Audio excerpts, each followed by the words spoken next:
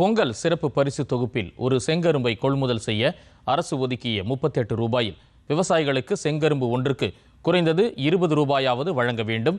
இடைத்தரகர்கள் இன்றி கரும்பை அரசு கொள்முதல் செய்ய வேண்டும் என விவசாயிகள் கோரிக்கை விடுத்திருக்கிறார்கள். இது குறித்த ஒரு செய்தி தொகுப்பை தற்போது பார்க்கலாம். பொங்கல் பண்டிகையை ஒட்டி அனைத்து வீடுகளிலும் தவறாமல் இடம்பெறுவது செங்கரும்பு. அரியலூர் மாவட்டத்தில் பொங்கல் பண்டிகைக்காக சுந்தரேசபுரம், ஆதிச்சனூர், சிலால், கொலையனூர் உள்ளிட்ட பல்வேறு பகுதிகளில் சுமார் 4500 ஏக்கர் பரப்பளவில் செங்கரும்பு சாகுபடி செய்யப்பட்டுள்ளது.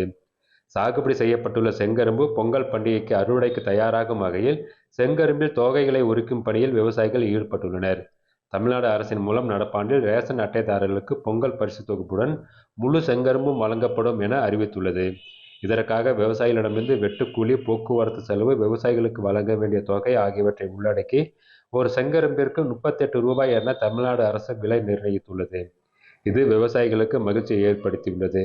இந்நிலையில் கடந்த ஆண்டு ஒரு செங்கரும்பிற்கு 31 ரூபாய் என அரசு விலை நிர்ணயித்த நிலையில் விவசாயிகளுக்கு 15 முதல் 18 ரூபாய் மட்டுமே கிடைத்ததாக விவசாயிகள் குற்றம் சாட்டுகின்றனர்.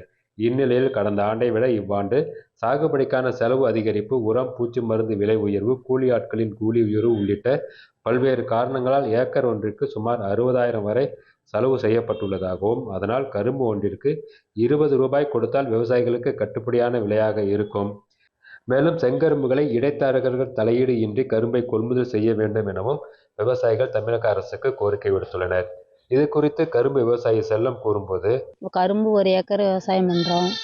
அது ஏக்கருக்கு 50,000 செலவாகுது. இதில் ஆள் விட்டு தண்ணி எல்லாம் வாடகை தண்ணி தான் விட்டு சாகுபடி பண்ணுறோம்.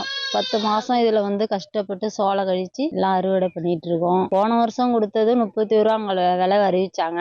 இந்த 15 ரூபா தான் எங்களுக்கு சேர்ந்தது. இந்த வருஷம் கொஞ்சம் அதிகமாக அறிவிச்சு எங்களுக்கு 20 ரூபா சேர்ற மணி கொஞ்சம் இது பண்ணிங்கன்னா கொஞ்சம் நல்லாயிருக்கும். ஒரு கரும்பு 6 அடி 7 அடி இருக்குது. ஒரு கரும்புக்கு 20 ரூபா கிடைச்சாதான் எங்களுக்கு லாபம் கொஞ்சம். டிடி தமிழ் செய்திகளுக்காக அரியலூர் செய்தியாளர் ராம்குமார்.